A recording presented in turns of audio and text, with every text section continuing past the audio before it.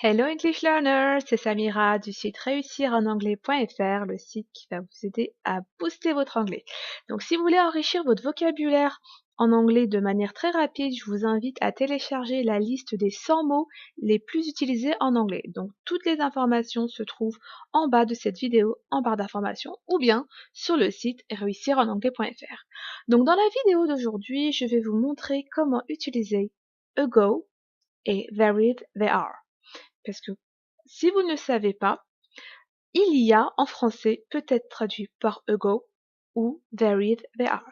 Donc dans cette vidéo, je vais vous montrer quand est-ce qu'il faut utiliser ago et quand est-ce qu'il faut utiliser there is ou there are. Donc on va d'abord voir quelques exemples. Donc, he left an hour ago. Il est parti il y a 1 heure. Donc dans cette phrase-ci, il y a été traduit par ago. There is a dog in the street. Il y a un chien dans la rue. Ici, ça a été traduit par there is. Et troisième phrase, there are 2 dogs in the street. Donc ici, il y a été traduit par there are. Donc comme on le voit, il y a, donc en français, ça s'utilise, il n'y a qu'une seule structure, mais en anglais, on a ago, there is ou there are. On va donc voir quelle forme il faut utiliser et à quel moment. Concernant ago va être utilisé quand il s'agit d'une expression d'une durée, mais concernant un fait révolu. Par exemple, a week ago, donc qui veut dire il y a une semaine, 2 minutes ago, il y a 2 minutes, 10 years ago, il y a 10 ans. Donc par exemple, je peux dire I saw this movie a week ago. Donc j'ai vu ce film il y a une semaine. Donc a week ago, c'est une expression d'une durée, ok, mais concernant un fait révolu. Donc j'ai vu ce film-là il y a une semaine, c'est fini, l'action est terminée. Concernant there is ou there are, il va être suivi, en fait, il va être utilisé pour montrer l'existence d'une chose. Et là, il faut faire attention à la conjugaison, parce que there is va être suivi d'un nom au singulier, alors que there are va être suivi d'un nom au pluriel.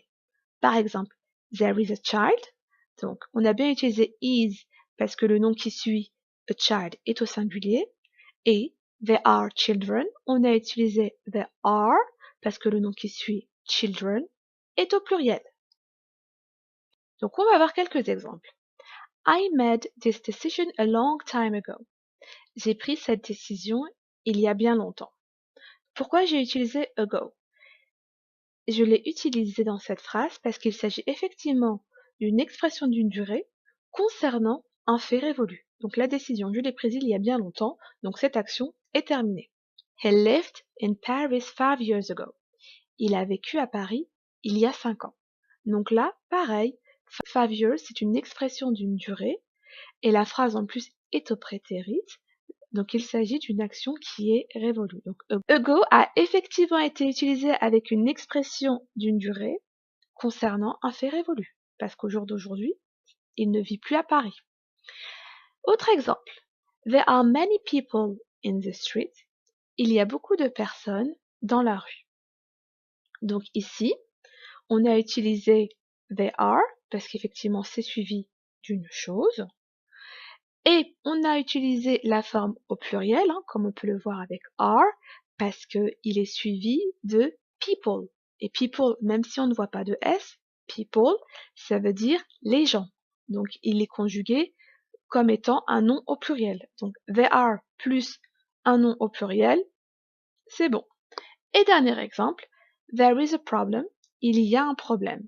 Donc pareil, il s'agit d'une chose, et étant donné que a problem est un nom au singulier, on le conjugue avec there is.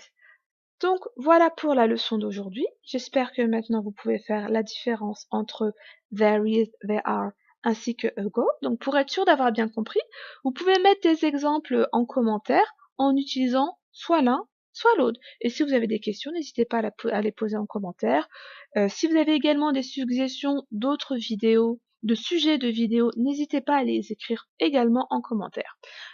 Donc, avant de partir, si vous ne vous êtes pas encore procuré les guides gratuits disponibles sur le site et dont les liens se trouvent également en barre d'infos, donc il y en a deux. Il y a Stop aux fautes d'anglais.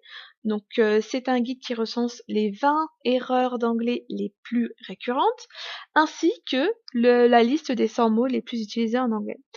Hope to see you soon. Bye bye.